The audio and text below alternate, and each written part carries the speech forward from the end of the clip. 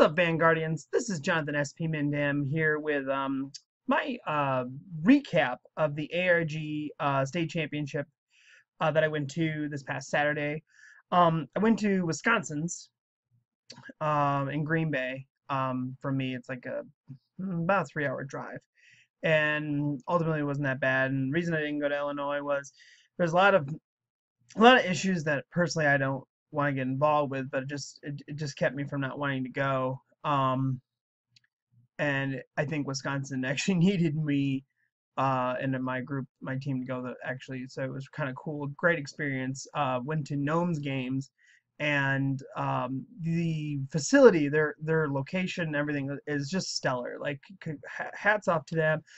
Totally smashed everything that I thought I was going to expect to see and do, and their whole store, they had up to date everything, like their huge tournament store for Magic and Pokemon. So it was really, really, really cool to see. And definitely worth the 3 hour drive going there. And the head judge there was John Buss, I think it was Buss. Um, did a great job, phenomenal job. It was a well put together event. They definitely took care of their players and definitely had the best interests for the players.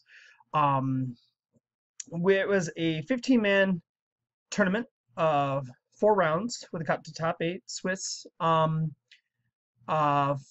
rounds, I think it was. Um, Best two out of three, of course. Um, Overall, the event was really good. My first round, I was playing Brawlers this day, as you'll see on the screen here. Um, it was really cool, and kind of like just a big tournament at a local level. But Wisconsin being where it is, and I knowing really what the layout of like the land here is, Wisconsin doesn't have a whole lot of player base, as far as I knew. So it was good to see that there was players there and things like that, because it's just one of those things where I think their community is growing now that the game is catching up. But again, it was 15 people. First round pairings, I was playing against Gear Chronicle. And this is the only match of the day before top eight that I went 2-1. The rest of the matches I went 2-0. Um, my problem with the deck was I ran out of momentum very early. Like I didn't get a rush on Gear Chronicle with the deck, which it really is needed, because they can't do a whole lot early game. So the more you can take advantage of gears, the better. So it was the first match he won. It was like, oh boy. Said like this, like, oh boy, if I lose the first one, I'm not gonna be very happy. But I ended up coming back and winning the next two games or matches, and they went 2-1. The guy was very good, had a great deck. The only thing I didn't realize, he never went for Ragnarok. I don't know if he just always thought I had the perfect guard or what, or if he didn't have them, but it seemed like he would have them. His deck was pretty put together, pretty well done. Like he seemed to be pretty well put together player. So assuming he had them, I actually never got a chance to ask him why he never went into Ragnarok against me. So it was, thank God he never did a few times, because it would have burned up a lot more of my resources in the later games. Um, so that was game one, and after every round, they actually handed out the winners little tournament packs, which is fine. It was really cool. Everyone kept giving me their sour slicers. But it was just one of those things where it was like an additional thing for winning. So round two came around. I ended up playing the guy who actually won it. His name is Dylan. He was using Aquaforce. I ended up playing him second round, and ended up 2-0ing him. And the thing with Brawlers, guys, like, and I've said this, they're kind of like the anti-meta to a degree, especially against things like Aquaforce. They just would field wipe, and I legioned, and then I was turboing, and turboing would just take out the whole field, and like they were running out of their resources. They'd have to redrop his deck was more draw based, it felt like at times. Like he was always trying to get a big hand so he get the cards he needed to then do his final turns and things. And he actually went with Glory, Maelstrom, and the crit trigger combo. Then I think I see him do a lot of other things. And I think that was his end game strategy, was to always make it so you couldn't guard in the end, and then he would just rely on not either hitting a crit and really killing you, or you not being able to heal out at 5 or anything like that. So even he said it was just an impossible matchup for him. And that was game two. Went 2-0 against him. Game three, I fought a Grand Blue player. it was really interesting. I was at table one the second game, and I went to table two. I was like, what the hell is going on? Why did I get bumped down? Found out the guy I played first round dropped, which was kind of sad. He was a good player. I don't know if he just did bad the next round two, but yeah, round three I was at table two, played Grand Blue player.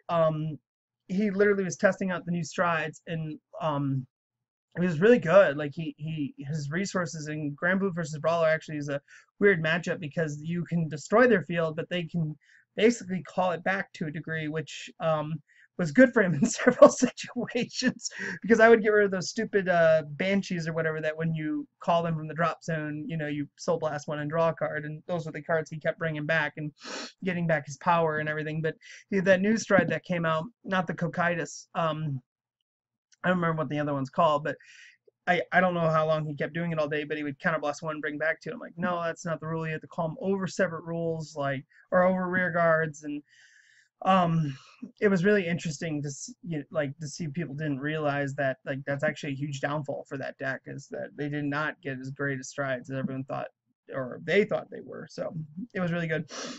First game, beat the guy without a problem. Second game, I actually decked him out. He kept guarding and living and had all these resources, but eventually he milled so much and or went through his resources so much, he just decked out. And it was really close games because we were getting into, like, I don't know, uh, I think we had like 10 minutes left in the round or whatever, and I was gonna, or yeah, it was like 40 minutes. It was like 10 minutes left. I'm like, oh God, if I don't beat him now, we're gonna go to game three, and then it gets all crazy with the timing issues. But it was really fun. The kid did really good, and should be very proud of his Grand Blue deck. But yeah, he just had that one issue with his next stride, but never really relied on it, so it was really cool. Um, so yeah, 2-0 Grand Blue. The next game was the final game, final match of the Swiss, and that was actually against my teammate Nick, and it was he was playing Dodex with the ace, and it was an interesting match. Our decks are very counterblast, or not counterblast, sorry, very counter retire to degrees, but problem was he and I like it was more like I was retiring his units from the attacking concepts rather than retiring overall. But there was a few times where he rode the ace and he would do the effects or whatever, but he would need to draw into an overlord so he could restand it. And he every time he drove check the first time he got an overlord. It was really ridiculous. It was very good luck. Unfortunately, every time he drove check, he never hit like a crit or anything. It was just bad variance, but um, I was able to live and actually win both times. The Conquest was the real MVP in those games because he never really had a front row and nothing I couldn't take care of.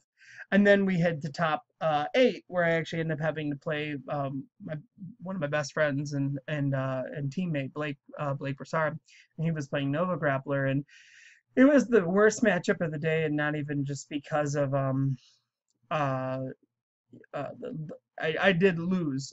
It was just because of how I lost. It was game one we both got grade locked, and he ended up winning. And the problem with like against going against Nova Grapplers when they can restand so many units and gain so much power, and since you've already lost, essentially you've lost cards in your hand to guard, it's really hard to keep up with that. And I lost. Second game, there was no problems between either of us. I ended up winning again. Conquest was the real MVP there. It was just one of those things. And then game three, um, I was double grade locked. I got grade locked at one. I was able to get out of it, and then I burnt two cards. I burnt two strides. I couldn't do anything, and I got to grade three, and I was not. I couldn't. I didn't have it. It was again. It was, and I lasted like maybe two or three turns. I was able to hold off at turn two because Nova Grappler stride decks, again, they're kind of vanilla if they can't do their effects. So I was able to hold off and retire a couple of things and really create some momentum. Chachora caused pressure, which was good. And then eventually I got my grade three, and I was able to ride and stride and do a couple of things. And but again, his being able to restand with limited resources was what won him, and it was a shame because today I was feeling so good into that whole event, and up until that point that was just the low mark, and it was really sad because I even Blake knew I was just depressed because it was like, it's not that I lost, it's the fact that I lost because of grade lock, which in many ways, or Jesus has taken away from that, but to be double grade locked, it was just really bad. it was one of those things where if I was not gray locked, it would have been a hell of a match. It really would have been, and it would have really come down to our pure skill and talent. So, um, Blake ended up going to the finals though. He ended up playing the Aquaforce guy that I beat, and he ended up losing to him. It was just a really good matchups and things like that. A lot of variance. It was really weird. It just a lot of draw triggers and things for the Aquaforce player. Like I said, his whole deck was around draw and getting his hands to do his effects. Like he just really focused on that. So overall, the event was really cool. The Aquaforce guy ended up winning. It was like I said, it was a short day, but it was a great day. I am gonna show my deck build here.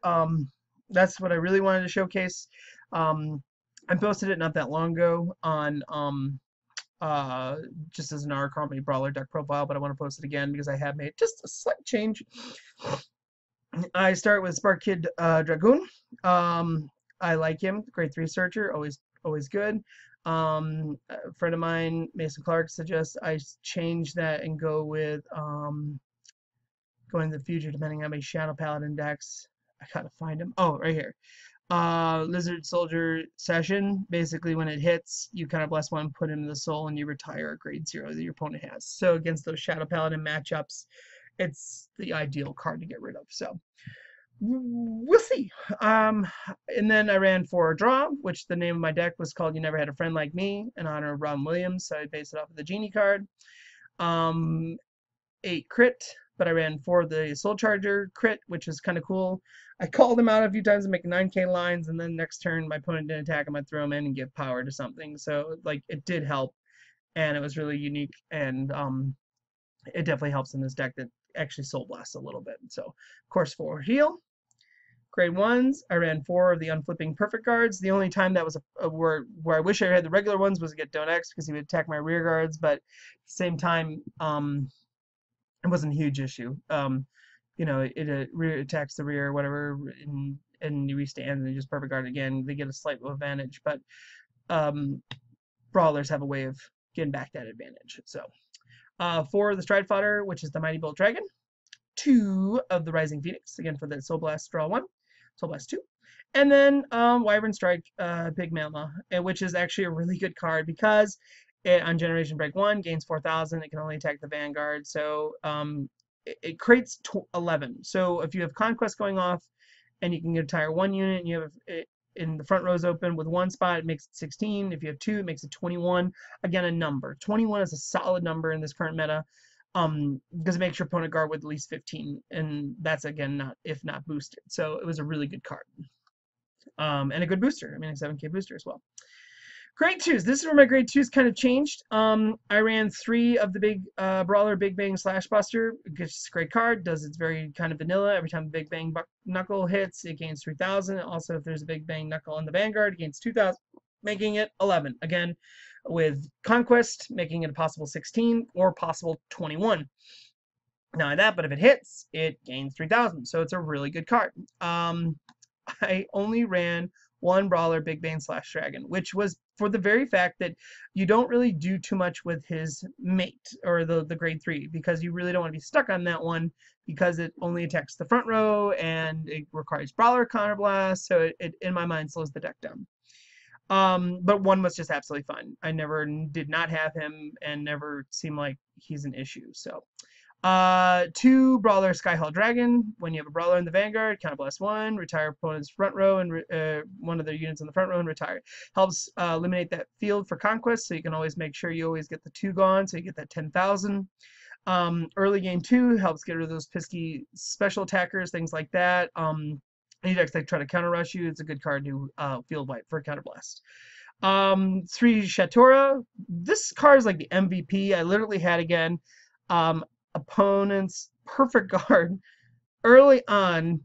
The Vanguard had hit, so they're dropping a perfect guard and a card to discard, so this card wouldn't hit, which is a -2.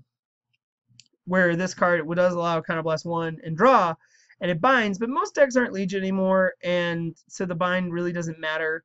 But it's just really funny that people again go to great lengths to stop this card. I mean, it's just one of those things where it's like, yeah, I get it. It's a very powerful card, and it does a lot of things, but it's like, I don't know if it's perfect guard worthy half the time. Like, it's just seemed really weird. And then my change up here, I went to Chudronic Death Scythe. and this card is really worth it because it allowed me to get rid of pesky units that I couldn't get in the front row, or if they're in the back. It allowed me to remove a couple of things, especially like with the Aqua Force matchups. Even against the Nova, I took out the Brawler starter, so it really is a good card, and you don't really counterblast that heavy in this deck. And even still, you have the perfect card to help get back the counterblast. So Anastasia puts in a little work. So this card definitely helped at times and is a really good card in the current meta, in my opinion, because again, the deck doesn't counterblast all that often. Grade 3s, we have Brawler Big Bang Knuckle Dragon. This is not the ideal ride, just because its effect does require 2 Brawlers when it's in Legion to counterblast and do its effect, but it also has a great ability to make it a 14,000 Vanguard when it attacks because you Soul Blast 1. I really like that, especially early game against like a 9k Vanguard. Like they would have to drop the 5 or 4, you know, like it really sets up the plays, so it's a little bit more deadly in that respect. So it makes it harder for them to guard, and they pretty much take it. The main guy, Brawler Big Bang Knuckle Buster, his Legion's the best because when you counterblast, you choose a unit. When he's in Legion, then Big Bang Knuckle put into Soul, and you gain 5,000 when you attack, and you attack 4 units. Really good against like Aqua Force, because if you can put a copy of him into the Soul, it makes a 13k base, stops those pesky 9k attacks or whatever they always have, 11ks, from always hitting. So that was a huge advantage again against the Aqua Force player, because he couldn't hit the Vanguard. He'd have to always take out rear guards and things, and it caused him a lot of problems. And same thing with everyone else. It just, you can't, 13 is a number that people are not prepared for in this current meta. So this deck is kind of like anti-meta. Strides, very simple. I run 4 Turbo and 4 Conquest. 4 Turbo. Turbo is just a great card. Again, if you're in its ability, says for every card in a heart, if you have a heart card named Big Knuckle, for every unit, you can attack up to 3 units. So if you have 2 units in the heart, you can attack 6. I did that several times to people, just field wipe them. It was really good. And it gains 5,000 for every face-up copy. So again, if you flip a copy, you gain 5,000. If you flip another one, you're going to have 3 face-ups. It's going to gain 15. So again, it accomplishes numbers in a really good way. And at the same point, it hits multiple units. Very destructive and very powerful. And then Conquest, of course, run 4 of him, Persona Flip, every front row unit open, you gain 5,000 to the entire front row, your front row. So it's really good. So again, nothing's greatly changed. I really like the deck, and I'm not really a Narukami player per se. I've always liked the clan, I've played it, but Brawler is really what brought me back to the clan, and it's just for the ability they do something so different that we don't see too often, especially with new cards like Shatora and like Pigmal. It's just great. I mean, it really just makes the deck go round. So that's my deck profile and recap of ARG Wisconsin State Championship. I did get an awesome, again, the Matt for placing in top 8. Got a bunch of points. I'm really excited about what the championship in August. I'll be doing a little more coverage of that hopefully in the future. Let me know what you guys think. Thank you so much for watching. Please subscribe if you have not, comment, and like this video. Thank you so much, guys. Have a good one.